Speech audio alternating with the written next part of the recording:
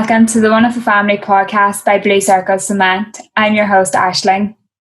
On this episode, we're joined by Stephen Haynes from mental health charity Mates in Mind.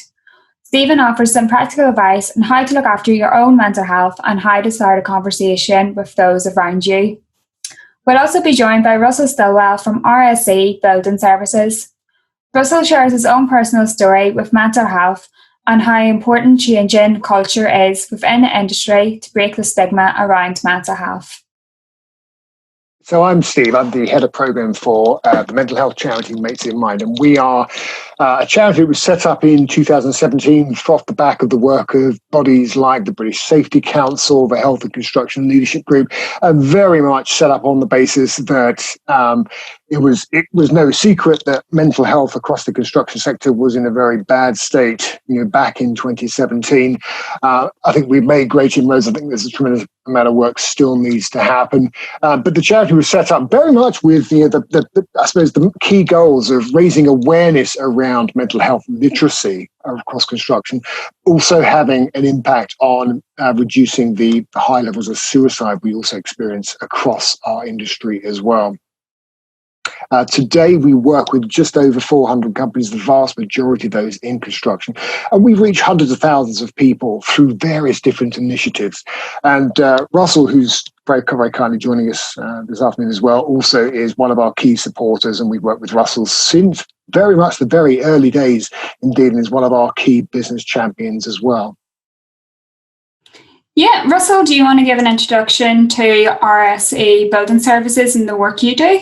Yeah, I certainly can. So RSE Building Services is a specialist in the construction industry and FM world of delivering logistically challenging projects associated with the delivery of M&E services within buildings. So we work everywhere from Wembley Stadium, Arsenal Football Stadium, to the newest hotels going up in London, right down to the small works and special works going on in domestic properties across Essex. So we've got a very, very broad range across our business. The business was started by myself out the back of a van as a qualified trade electrician back in 2004, and has grown today to be a 12 million turnover business, which has got a technology arm attached to it, has also got a young person's initiative attached to it by the name of Construction Wise Minds. And the idea of the global model was to create a sustainability model or a sustainability factory inside the overall group of being able to train, being able to spot and train the best young talent that could want to be coming into our industry, with a view of then being able to introduce it into our business through apprenticeships.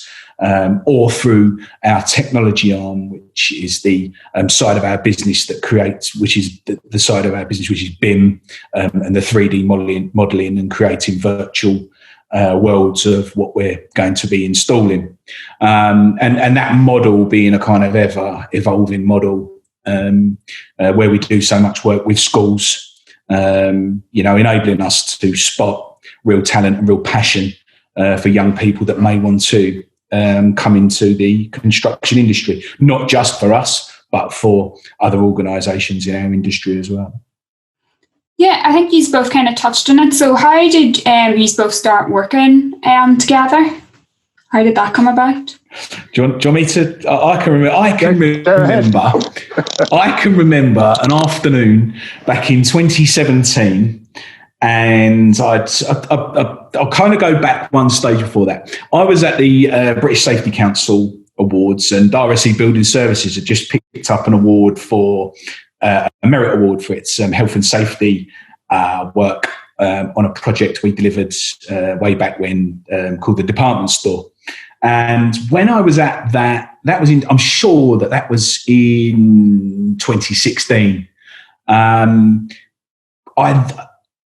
I saw for the first time, it was later on in the year, I saw for the first time a video that was played up on the screen about a new initiative that was coming into our industry that was going to address the stigma of mental health.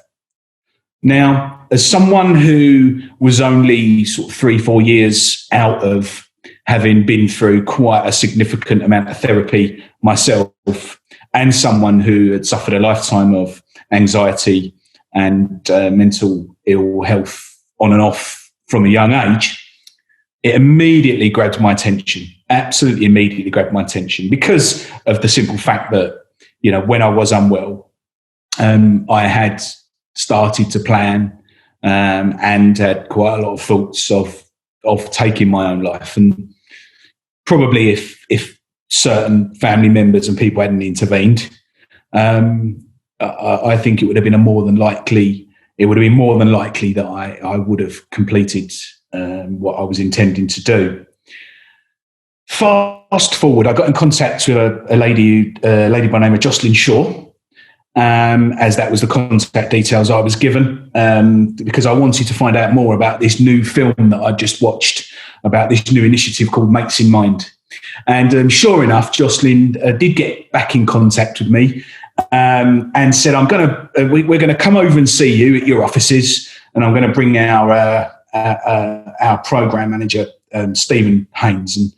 And I can remember being really excited about Jocelyn and Stephen coming over to the offices.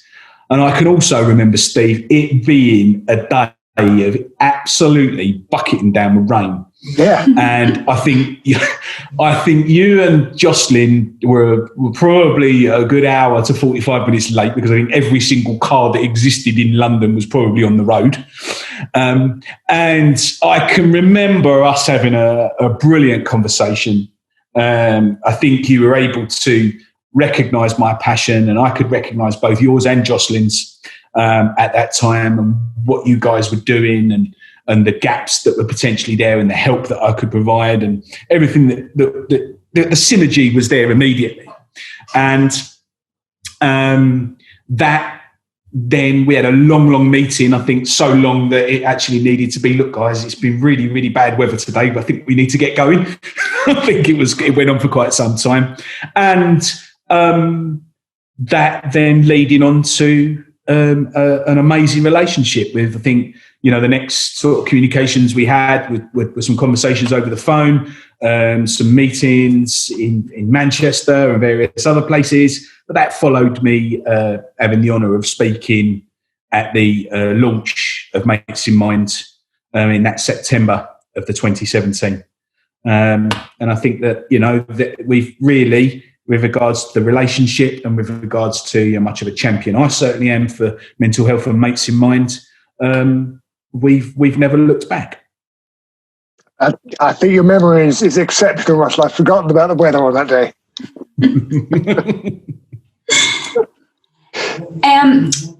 Why is mental health so close to you, Russell? You seem to be you get involved with it quite a bit.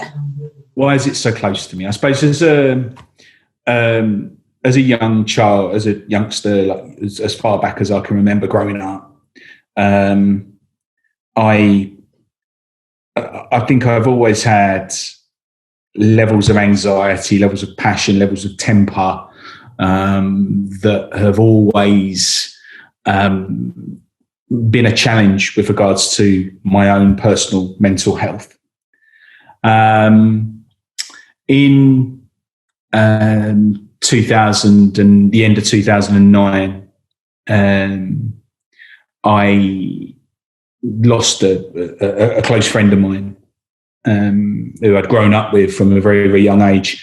As a youngster, my mum and dad worked within the professional music industry.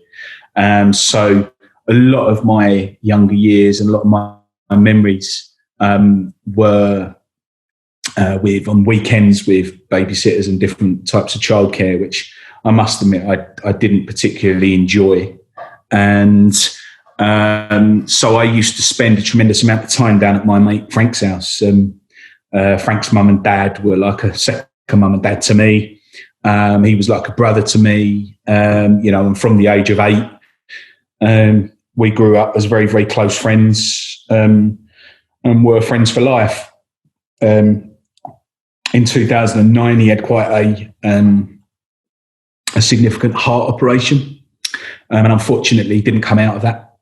He never made it through, which was unexpected. We expected him to make it through. He was sitting on my sofa the Sunday before the Monday he had the operation, before he was going in. Yes, we knew he was in a bit of pain, but he was in good spirits, as Frank always was. And so losing him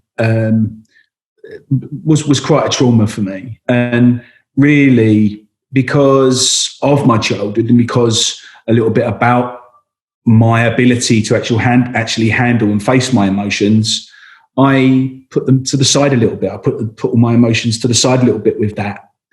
We fast forward into the 2010, on the turn of the year in 2009, my dad, we had the news in the family that my dad's cancer had returned for the second time. We knew that was potentially not going to be good news. That played a lot of stress on me through the early part of that year in running the business, having a young family, having all the things that we have as responsibilities. It played it was quite a significant ball and chain, in knowing that my dad's going to go in this year at some particular point. We got to the July of that year, and that happened. Unfortunately, my dad passed away, and a week after him passing away, a project inside the business that we were delivering a school down in Woodford, and I had taken out a loan on the with the house secured on it for a load of light fittings that needed to be fitted by us on that particular project. And the company I was working for went into liquidation without paying me for those light fittings. So I put the house at risk, myself at risk, the business at risk, and was kind of being quite hard on myself. I was going through a stage then of probably drinking quite heavily anyway, because of what I was dealing with leading up to my dad and the stress and everything that, the stress of losing Frank and not really facing my emotions and not really dealing with them. And I started to drink a lot more heavier. And I started to enter into that ever declining spiral that started to really go down to deep, dark places. By not addressing what was going on, by not being willing to want to face my emotions and want to face what was going on, I've got no intention of trying to turn things around for myself. This is what it is now. This is what it's made me. I'd become the kind of proverbial victim of life. And that then started, first of all, it was a thought. Yeah, I can end it. I could, what about if I wasn't here anymore? And those thoughts became actually feeling quite hopeless, not feeling very good. Maybe that could actually be the answer. And kind of when you're unwell, you're not thinking straight. You believe, your mind is telling you, your brain is saying to you, actually, this might be all right. This might be the right thing to do. When if you like being mentally healthy, you would know that that's the wrong thing to do. You'd know that there's an answer to anything aside from taking your life. But I guess those feelings of hopelessness, again, still that inability to revisit my emotions, really played a part in my decline to a point where I actually started to plan it. I was pretty close. When we, today, knowing what I know about mental health and the training that I've had, people will have thoughts, people will have suicidal thoughts, and those thoughts could become more intense. People will then start to make plans. And those plans, nobody really wants to end their life, but those plans can become more and more real in how to do it and what to do. And I found myself, when looking back, I found myself relatively far down that continuum. And I think that's, like I said earlier, if it wasn't for my mother-in-law sitting down with me and saying, look, I don't want you to lose my daughter as your wife. I don't want you to do all these things, Russ, but you're going to. We love you. We care about you. But, if you are going to lose everything, at least go and see the doctor. And that's what I did. And in going to see the doctor, that was my journey back. That was the start of my journey back. I can remember going in there. I can remember doing an anxiety test, doing a depression test. Remember, one of the questions that someone will always ask you is, are you thinking of harming yourself or taking your own life? And the answer to that was yes. And luckily my wife had private medical care that her work covered for mental health and mental illness. And I was able to go almost immediately straight into the Priory. And going into the Priory enabled and started my recovery and my pathway back from all that damage, if you like, that I'd done to myself through not willing to talk, not willing to face my emotions, not willing to face up to the grief that I was suffering and the stress that was going on, and instead using the drink, the drugs, anything I could get my hands on as the wrong coping mechanism. And because I'd left that so long, from that July to the end of that year, the journey was even longer for my recovery. And, I was under the Priory for 18 months from entering in there, having gone through cognitive behavioural therapy, transactional analysis, stress management, schema therapy, where I revisited my childhood and understood some of those emotions that I had from a younger age. And as well, the job that I did today, working in the construction industry, working in an environment that's actually quite adversarial, quite tough, quite macho, very male-dominated, and probably it playing a part in me not wanting to admit my problems and admit admit that I was in a place of weakness and a place where I was vulnerable. And when I saw Mates in Mind, as I said earlier, when I saw this charity that was introduced, that to me was, wow, I've been here, I've lived this, I know what this is about, I know what it's like to have lived through an experience of nearly everything going, and even including my own life. I'm here today. I'm glad to be here today. My God, let me help others. If this conversation that I'm having here today with you, this podcast, if one person can listen to it and they can go and get the right help because they're not feeling well or they're in a vulnerable place, then it's done a job. It's done the job that I'd set out. And that's why I'm so passionate about the subject of mental health. And that's why I'll always support Mates in Mind and move with the times of enhancing culture and society, reducing stigma, and enabling people to normalise mental health, because there's no health without mental health. And you wouldn't, if you broke your arm, you wouldn't decide, do you know what? I know it's broken, but no, I won't bother with that X-ray. I'll let it heal itself.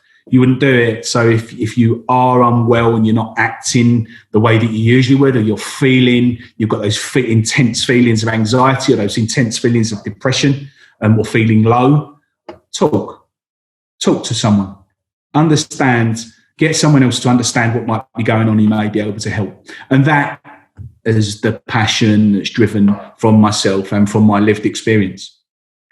So as Russell mentioned, it was his mother-in-law that started the conversation with him and asked him to kind of get help.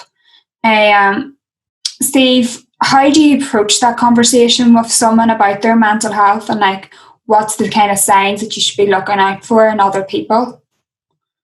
Really good question, actually. In fact, let me come at it from a slightly different angle. I was chatting with someone about 2 or 3 months ago, and their story really resonated. It really struck a chord. And it was a gentleman, a similar age to me. He was saying about 5 years ago, he was really struggling. He was in a really low place. He contemplated taking his own life on numerous occasions, fortunately unsuccessfully. And he said in his own words, he said, Steve, I muddled through it. I came through the other end, and I didn't talk to my wife. I didn't talk to my kids about it. I wasn't talking to anybody. I just muddled through it, came through out the other end. And in the end, I then went and got help. So this is about 2017, went and got some help, saw a doctor, and got the right treatment that worked for him. But what struck me was he said, last year, Steve, my best mate came up to me, who I've known all my life. He came up to me and he said, Dave, are you all right now? Because I remember it was a couple of years back, you were in a really bad place. You were in a really different place, and you were very different. You were hard to approach. You were quite standoffish. And I was really, really worried about you. But I had absolutely no idea how to start a conversation with you. I had no idea how to ask you, are you all right? I'm worried about you. And I mean, obviously, he said to me, he said, if his friend had come to him at that point, 5 years ago, and said that, it would have made a tremendous amount of difference. Of course, it didn't, but it also kind of highlighted, that I think quite often there are so many of us. Sometimes we don't necessarily have the confidence or the comfort of necessarily starting that conversation. We've got to think about. If you think about help-seeking behaviours of human beings, quite often we're more likely to reach out to someone closest to us than we would necessarily to reach out to that professional support. We may not necessarily acknowledge there's an issue. We may not necessarily even think, gosh, the stuff that's going on in here, would somebody else possibly understand? If I was to have a chat with Russ, my mate Russ, and talk about what's going on up here, would he be able to understand what I'm saying? Would I be able to express how I'm feeling? I don't even know that. So there's 101 different reasons. So we've got to recognize people are much more likely to reach out to people closest to us if we feel comfortable in doing that. So if I felt, if I was to work with Russell, if I felt comfortable in going up to Russ and say, Russ, I'm not doing so well, mate. And I don't know what it is, but I'm not doing well for all these reasons. But to be able to have that conversation, and for Russell then, for me to kind of know that actually Russell's not going to necessarily come up with the solutions, because Russell's not a doctor, but probably what I would be looking for is just a listening ear, someone that can listen non-judgmentally, because, put all your perceptions to one side, because what might be a big issue to one person might be a very small issue to someone else, and vice versa. It might be the reason I don't go and talk to Russell is actually I'm worried about X in my life, and gosh, what if Russell thinks I'm a bit weak because X is bothering me? And actually that could be a huge issue. So what goes on in our head is very unique to each and every one of us, so we should never judge what or how other things would affect other people based on our own perceptions. So in terms of sort of starting that conversation, you always go into it with empathy. You think from an empathetic perspective rather than a sympathetic perspective. We're listening non-judgmentally. We're there to, if you like, be the proverbial arm, even in these days of physical distancing. But it's that proverbial arm to be there and listen. Everything all right? I'm worried about you. And even if we don't feel that, if we feel that we might be overreacting, we shouldn't feel that way. Even if that is the case, because the one thing human beings are very good at is masking and hiding their feelings. Because what goes on in here, if I'm hurt, if I'm not in a good state mentally, I can mask that, particularly if I work in an environment that's not terribly permissive and won't, open up to talk about, our emotional health in that way. It becomes even harder for me to necessarily open up, and I can withdraw and hold all these things in. So then when I'm getting behind those closed doors by myself, when I get into that deep, dark place, this is when I can be having those thoughts. And, but equally, if we create the environments, whether I'm a sole trader and I work with a couple of subs, or whether I work for the largest contracting company in the country, doesn't matter. But creating these environments where it's absolutely okay to not be okay. It's okay to recognize if something's not right, start a conversation, talk to somebody, and recognize that people, just because help's there, people won't necessarily reach out for it. So almost look at it on the other, turn it around in its head and be proactive. Take it upon yourself to look out for others. If I'm worried about someone, even if they're absolutely fine, it might just be they're just having a couple of off days. At least, I've expressed to them, I'm worried about you, mate. You haven't been yourself the past couple of days. Is everything all right? I'm always here if you want to chat. And that's really important. Because it's like the proverbial, if as Russell said, if I've broken my arm, that's really visible. I can't mask that on site. I'm going to have difficulty moving stuff around the site. But if I'm hurting here, if something's broken up here, I can easily hide that. And that's what we've got to look out for. And we've got to look out for the changes. It's probably the most important thing. Because if you think, a very good friend of mine said to me recently, you could sit here and you could go through a whole list of things and signs to look out for in other people. But at the end of the day, we kind of know the people around us, don't we? We kind of know when something's different, something's maybe off, not right maybe. And so it's more about thinking about, rather than trying to remember a list of things to look out for, think about just the changes. If something's not quite right, something's off, have that chat. Everything all right, mate? Everything yourself. Mm-hmm. Yeah. It's not always having the solution. At the end of the day, it's kind of just opening up the conversation with people and creating that environment. Steve, what would you say on how big of an impact change in culture has on helping progress opening conversation on mental health? Significant. I would say most of the organizations that I go in and work with, now a lot of my work is generally with very large organizations, but what you see is even before an organization has started doing anything, is you'll generally see, you've got the wider societal impact of the shift already in culture we'd see.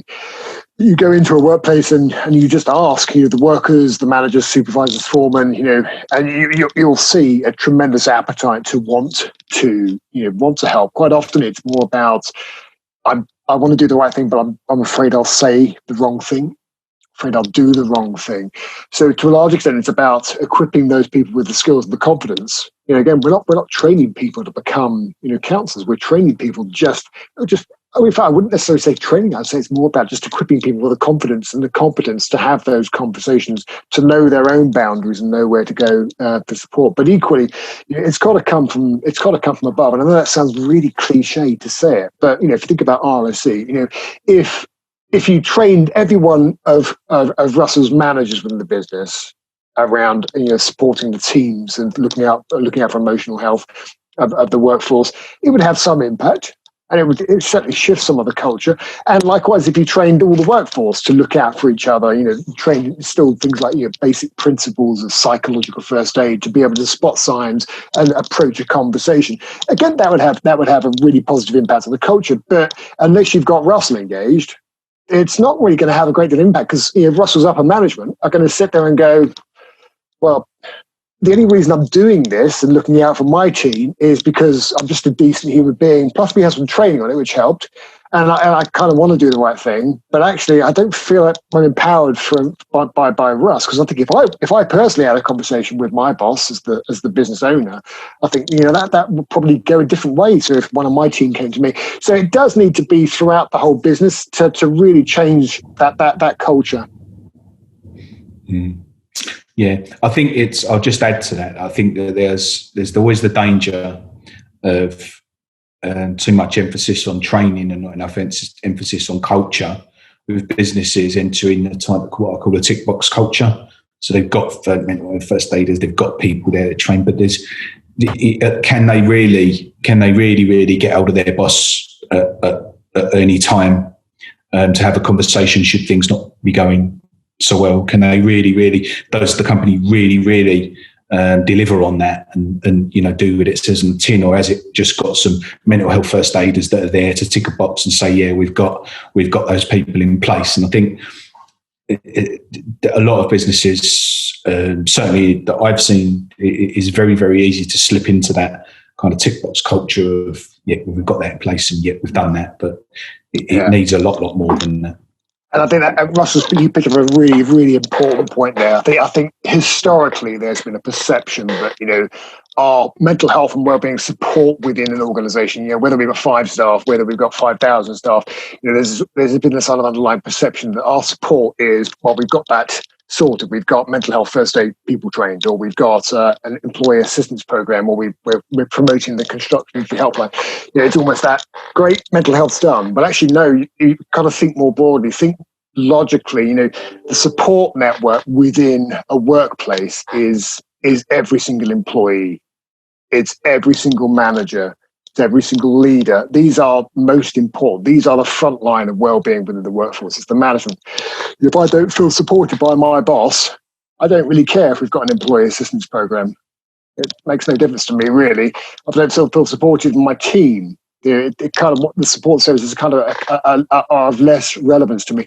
The most important thing is going to help my mental health, help me thrive in what I do, and support me if I do struggle, will be those closest to me, and that's really important. So, equipping the team, changing the culture is really important.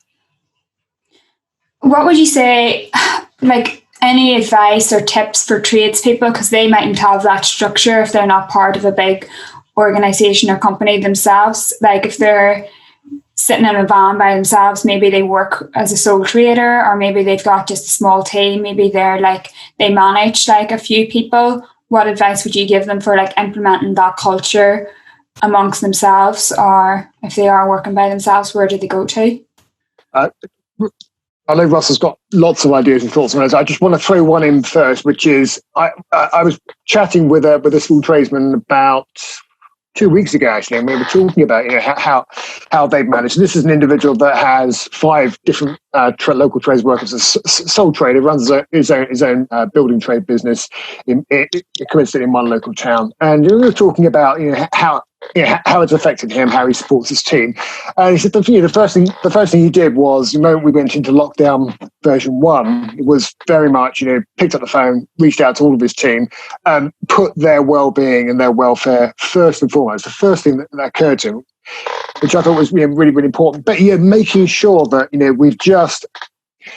we think about our attitudes and our behaviours and how that might affect the well-being of those around us, because the pressures are very different at the micro level. A lot of the pressures will be customer led. I talk a lot about making sure clients and clients are bought in, because at larger level, you tend to find that's where a lot of the end pressures on the workforce will come and filter through. So there needs to be more work at the client level to address some of those areas. But at the sole trader level, the small business, the micro business level, a lot of that challenge and stresses will come from customers as well. So, and that's probably a harder step to make. But of course, recognizing and understanding some basic concepts and ideas is really important for us at this level. Making sure you're looking out for ourselves, looking out for those around us. Keeping in regular contact. Again, these what may seem rather obvious. Being non-judgmental, looking out for changes, looking out for issues, having that chat. Probably swapping the beer for the cup of tea, but keeping in regular contact is really important. And of course, also keeping in check of our physical health as well. Are we getting some enough sunlight? Are we getting enough physical activity? Are we eating the right things? And this isn't necessarily going on making radical changes. Quite often, it's just about making sure we get the right balance. Russ.